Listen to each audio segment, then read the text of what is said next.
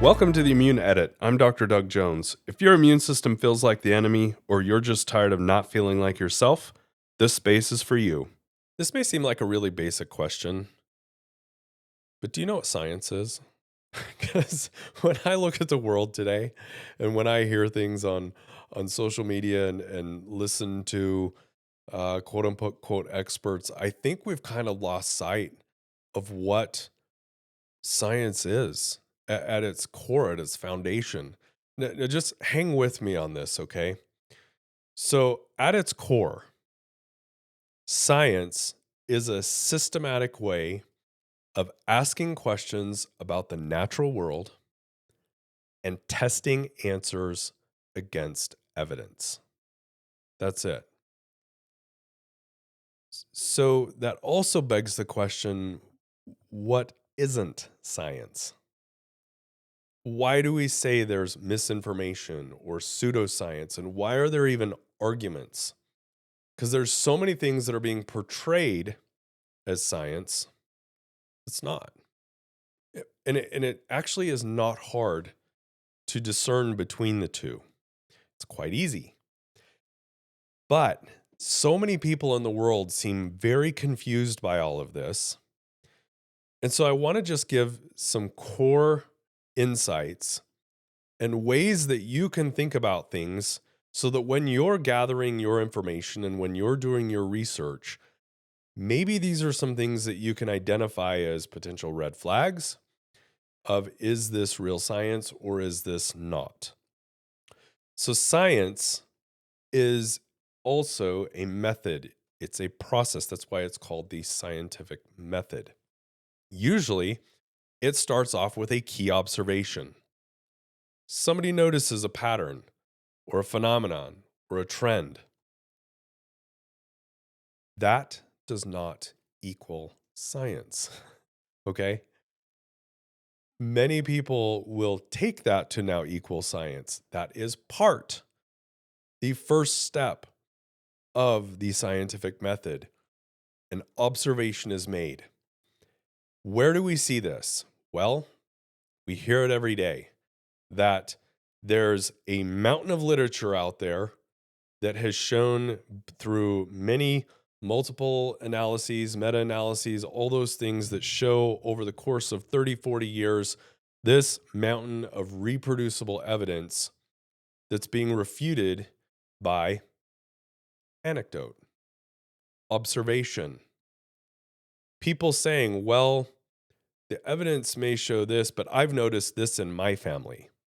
And I guarantee any time, like I do a short reel or I do something, I will, and we're talking in more general terms of like what science has shown, meaning, and I'll go through the rest of the scientific process, but I always have the person that will comment, well, none of that applies to me. Okay, it may not. It doesn't mean that it didn't happen to you. It doesn't mean that we're not validating you or listening to you. It's just that would be an observation. That would be a phenomenon. That, in order for us to really understand it and to truly understand it, we would want, before making massive conclusions on that, we would want to put it through a scientific method. So what's the next step? Well, the next step is you come up with, after you have an observation, you come up with a hypothesis where you're forming some kind of testable explanation on this. So you come up with a hypothesis that you can test. How do you test? You test through experimentation, data collection, and this whole process, by the way, is key. Because when we're talking about science, how that experiment or that test is designed is important. Is it free from bias? Actually, the first question is, who's funding it? Okay, we have to know who's funding it. What questions are being answered? What are we testing? How is the data being collected? Who's being included? What's being included? What's being excluded? There's all kinds of things that go into creating a beautiful, for instance, investigation or research. Then what we have to do is, after we design that study or that research and analysis and we conduct it, we have to analyze or interpret the results, often using logic or statistics or different methods to appropriately analyze those results. Then it doesn't stop there. Okay. And so many times people that get engrossed or sidetracked by pseudoscience or making bold causative statements will get sidetracked somewhere along even those first few steps. The first observation, or they'll believe more the anecdote or the observation more than the process or the method. So they may get sidetracked at just that, posing the right question. They may get sidetracked at perhaps the design of the study. They may get sidetracked in terms of how is this analyzed? What kind of statistics were used?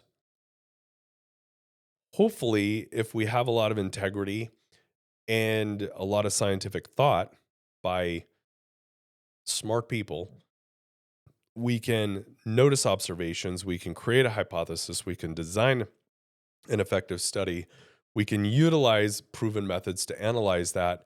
But then guess what comes next? We have to be able to replicate it. It can't be a one off. So, this is where you can't have just one small study of 20 people that is disproving many legitimate studies of over 1.2 million people, for instance. Can't do it. The studies have to be able to be replicated. And even better, it should be replicated by a neutral third party. Anyone should be able to take your experiment and replicate those results. Why don't we have to test gravity anymore? Because it's already been tested. There was the observation, there was the hypothesis, there's the data, there was the analysis, there's the replication. Time and time and time again, it's there. And then what we do is we come up with certain conclusions after that replication. But it doesn't stop there. Because again, it's a method. We're using the best observations and the best questions and the best experiments and the best analysis and the best replication that we have at the time with the information that's available. But guess what? We may have new abilities that come along. We may have new abilities that allow us to design better experiments.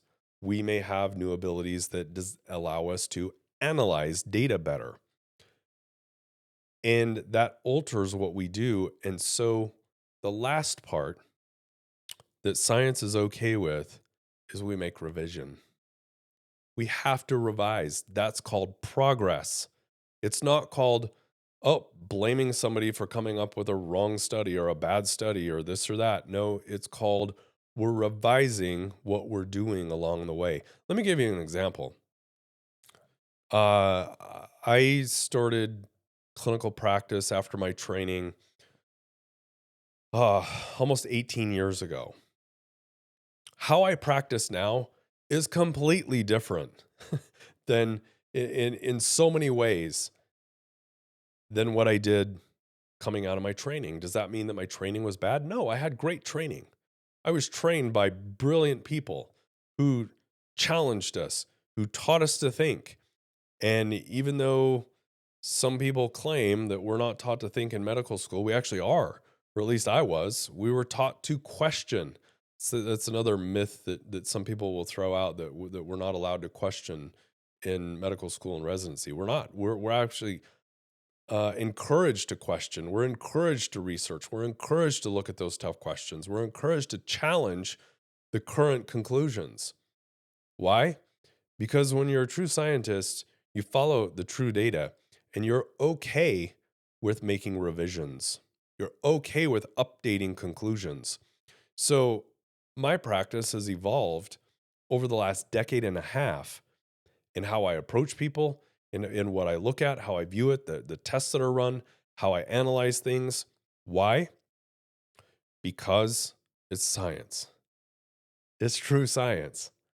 It's not that what I did 15 years ago was necessarily bad. It's the best we had at the current time.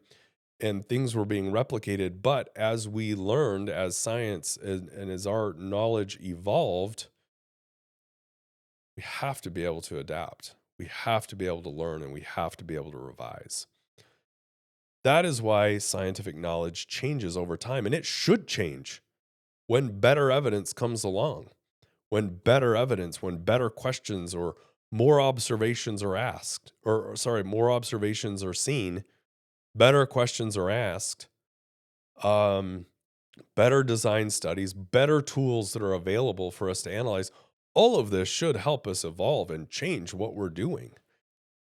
What I don't like seeing is people saying, well, I knew that all about, I knew that from the beginning. I knew that from the very beginning. I've been saying this all along. Were you really? It's kind of the first question is, were you really? Um, Most of the time they weren't. They're gaslighting you.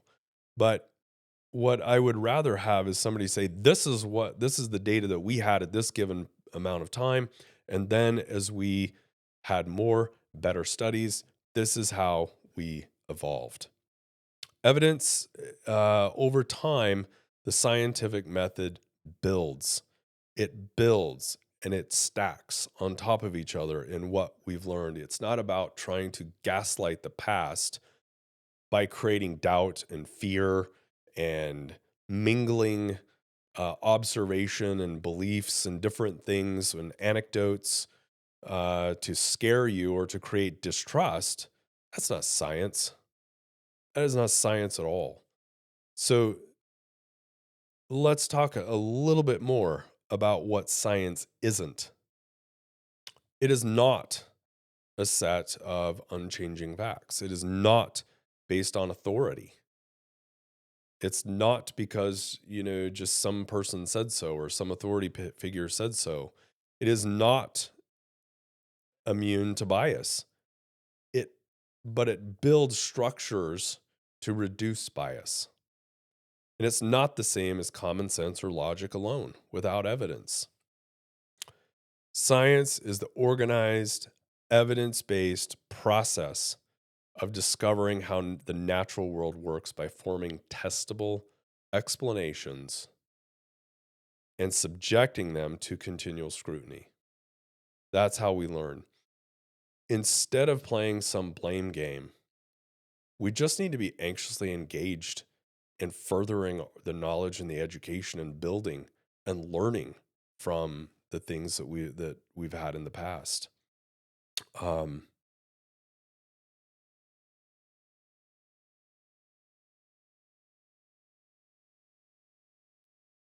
let's talk just a little bit about how pseudoscience why it sells itself so well.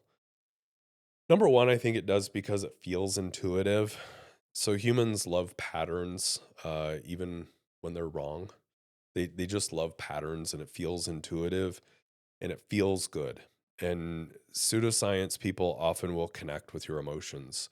They'll often start with a concept of, like, here's the concept. They'll connect with your emotion either through fear of missing out, or what am I missing, or what's the quote unquote hidden food allergy that may be destroying your health, or all of these fear-based messaging. They'll try to, and then they'll share some anecdote. Again, they'll stop at kind of that observation level. They'll sell some anecdote that connects with you. Oh yeah, you can identify because you felt dismissed by the medical community. You felt this, you felt that. You were wronged. And so now you're connecting with them on an emotional level, and so it kind of feels intuitive. And then they also tend to sell a lot more certainty.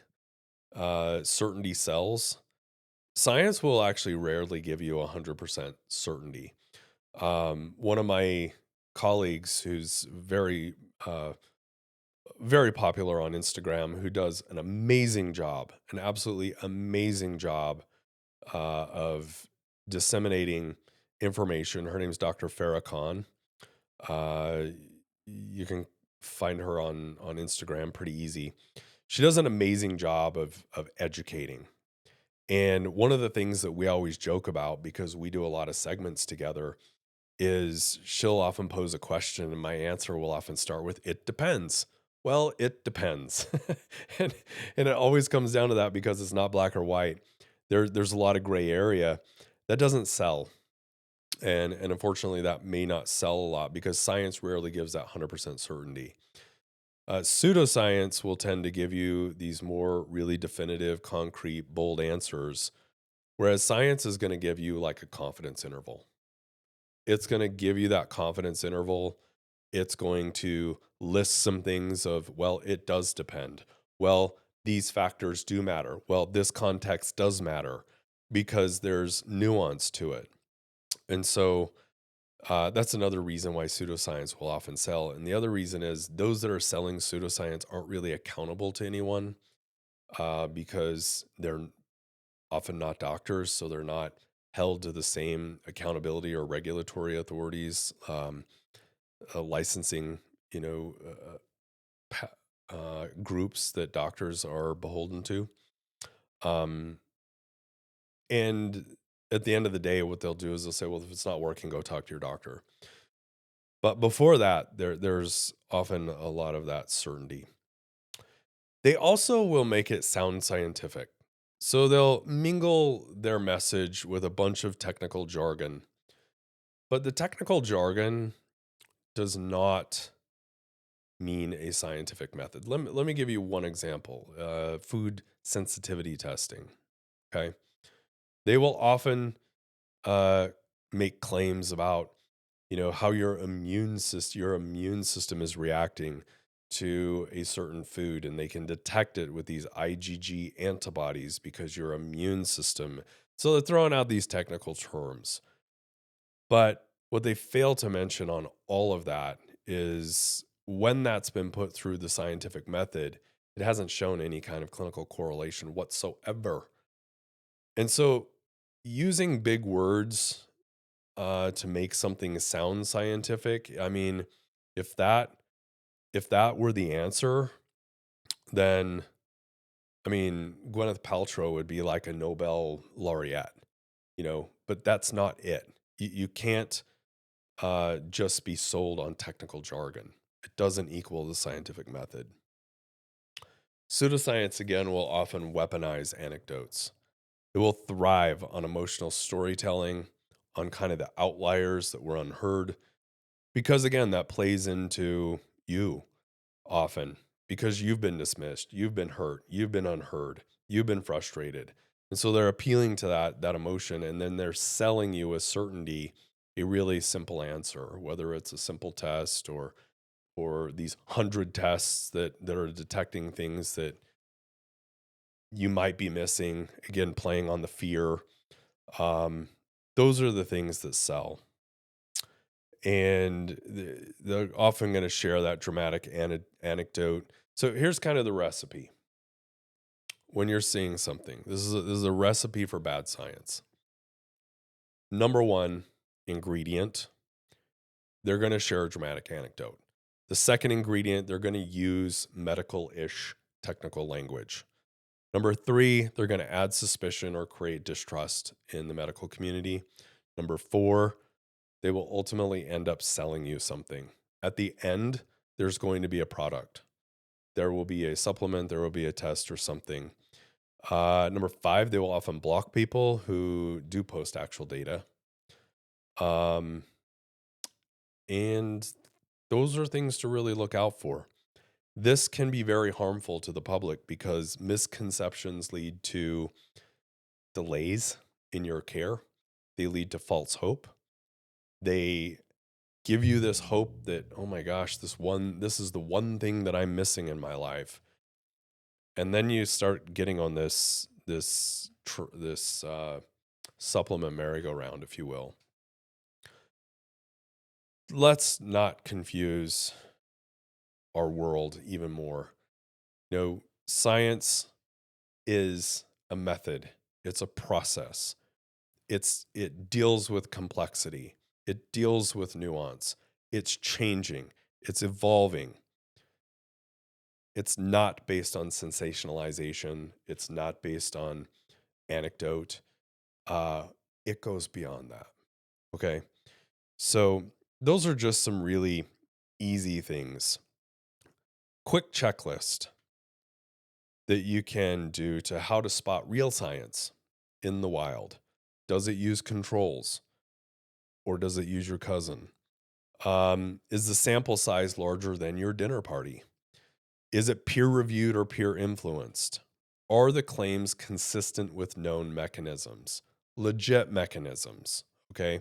Is there a conflict of interest that's underlying, meaning who's funding this? Could this study be replicated or not? Okay. Science isn't perfect, but it's the best of the tools that we have. Um, Anecdotes are important in terms of giving us ideas. They're important starting points because we can make observations and then we can start applying science as we go along. So, in conclusion, I'm going to share a real life experience that just happened a few weeks ago. So, I was sent some literature, and it claimed that vaccines cause autoimmunity and autism. And after kind of diving into this, it was separate papers. And one scientific paper shows that some children with autism have what's called folate receptor autoantibodies. Another study showed there were some dietary proteins, like cow's milk, casein in particular, can sometimes cross react with those antibodies, meaning those autoantibodies in these autistic children. So someone looked at that and said, oh, vaccines can be grown in certain media that contain food like casein or bovine proteins. Therefore, vaccines are causing autoimmunity and autism in our children. And now we should be treating with leucovorin because it gets back to problem is those children with autism have those folate receptor autoantibodies that leucovorin is supposedly able to treat. The problem is when you zoom out from that, that is not how science works. Drawing those kinds of conclusions, but that is exactly how misinformation starts. It's like they were finding one piece of a puzzle under the couch and saying, this is the puzzle. If we zoom out just a bit, instead of taking those disjointed studies with scientific jargon that's creating anecdotes, um, then drawing conclusions, that's not how science works. Okay. There might be an observation that there are some children with autism that have those autoantibody folate receptors. Perhaps that is an observation. But when we take that and we look at millions of children over many, many studies and multiple systematic reviews, when it's put to scientific scrutiny, their conclusion just does not pan out.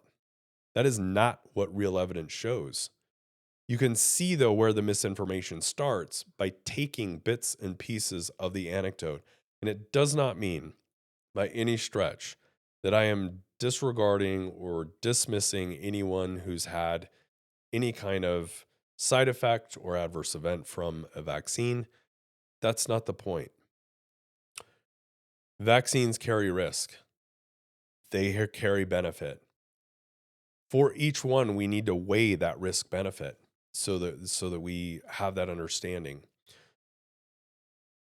We have to subject this, though, to real scientific scrutiny, not jumping to pseudoscience conclusions. Hopefully this helps. Hopefully it gives you some red flags to kind of look at, some tips as you're reviewing things to say, is this real evidence or not? Is this just part of an algorithm echo chamber that I'm getting or not? Okay. Let's enhance our thinking this year. Let's look at things more critically.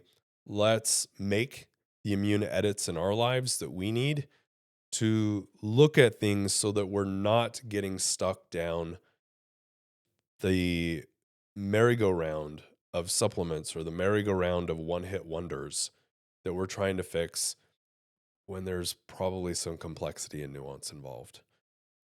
Find those people that you can trust. I know you can. We're in this together. Until next time, wish you all the best. Thank you so much again for tuning in. We'll see you next time on The Immune Edit.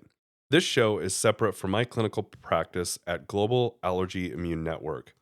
This show represents my opinions and my guests' opinions. Neither myself nor the show endorses the views or statements of my guests. This show is for educational purposes only and is not a substitute for professional care by a doctor or other qualified medical professional. This show is provided with the understanding that it does not constitute medical or other professional advice or services. If you're looking for help in your journey, please seek out a qualified medical practitioner. It's important to have someone in your corner who is a trained and licensed healthcare practitioner who can help you make changes, especially when it comes to your health.